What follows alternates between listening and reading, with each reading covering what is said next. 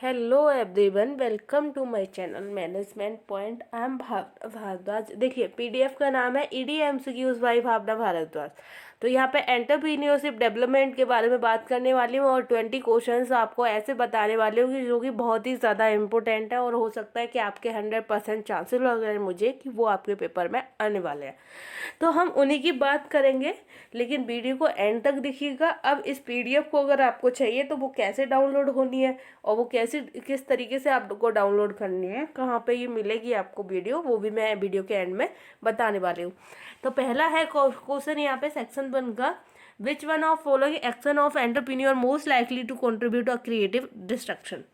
यहाँ पे बात कर रहे हैं कौन एंटरप्रेन्योर को मोस्ट लाइकली कंट्रीब्यूशन क्या क्रिएटिव लगता है।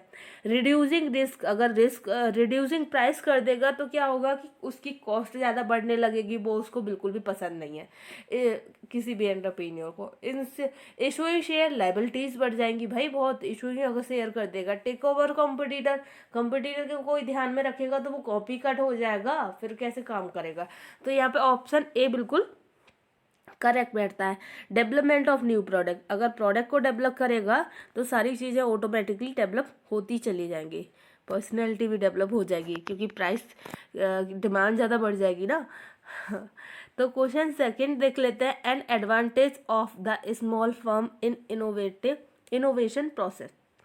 स्मॉल फर्म का एडवांटेज क्या है, सॉरी, इनोवेशन प्रोसेस में क्या एडवांटेज हो सकता है स्मॉल फर्म को। मतलब एक स्मॉल फर्म है, उसको अगर हम इनोवेटिव कर रहे हैं तो क्या एडवांटेज इन ऑप्शन में से उसके लिए सही रहेगा। Ability to carry out R&D, research and development, अगर कैरी आउट कर रहे हैं तो। एबिलिटी और फंड रेज कर रहे हैं तो हम कलेक्ट कर रहे हैं, लेकिन हमें उसको पे भी तो करना है ना। Option C, ability to entrepreneur to carry out the multiple task करता है तो ये भी सही हो सकता है, लेकिन ऑप्शन डी मुझे ज़्यादा करेक्ट बैठता है।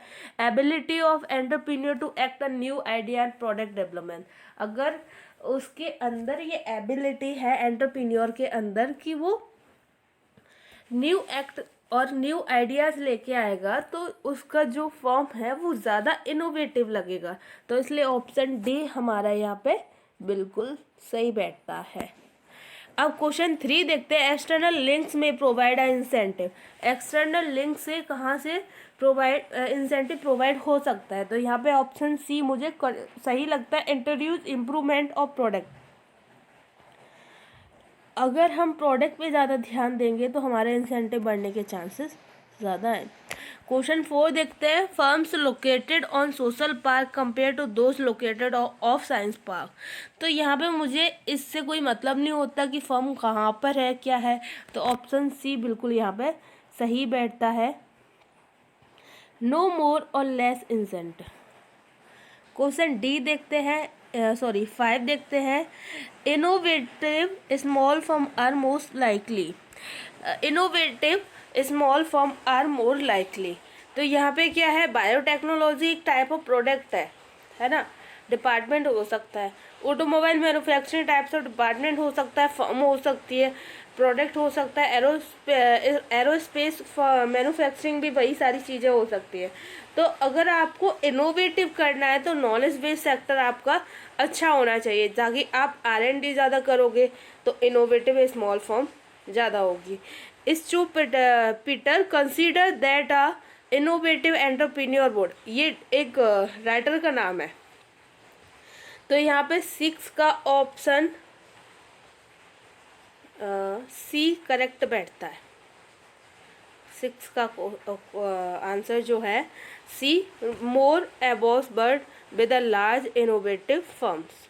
तो यहाँ पे क्वेश्चन 6 का आंसर सी बिल्कुल सही बैठता है। अरे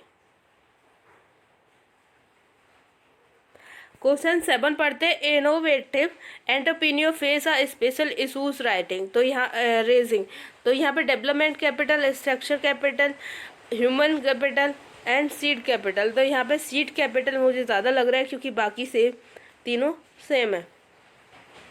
क्वेश्चन डी देख लेते हैं, क्वेश्चन 7 का सी है, कंफ्यूज मत होइएगा, डी है। अब नेक्स्ट देखते हैं, D 8 innovative entrepreneur may have may high insurance premium due to the option a need a protect patent greater employ liability greater customer liability and greater trading risk. तो यहाँ पे option A मुझे ज़्यादा correct लगता है compare to other.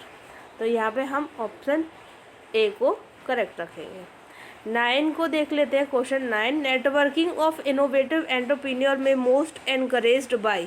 Networking of innovative entrepreneur का मतलब होता है कि ज़्यादा से ज़्यादा आप इनोवेट कर रहे हैं तो नेटवर्क बनाइए। अब क्या होता है, साइंस पार्क बना रहे हैं, बिजनेस इंक्यूबेटर बना रहे हैं, या फिर चैम्बर ऑफ कॉमर्स बना रहे हैं, बिजनेस एसोसिएशन।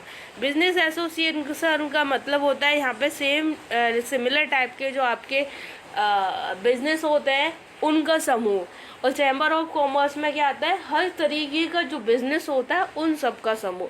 तो यहाँ पे ऑप्शन सी मुझे करेक्ट लगता है क्योंकि वहाँ पे ज़्यादा होंगे। तो यहाँ पे क्या होगा,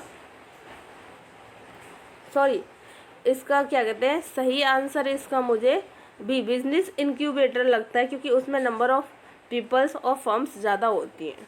तो 10th देख लेते हैं। द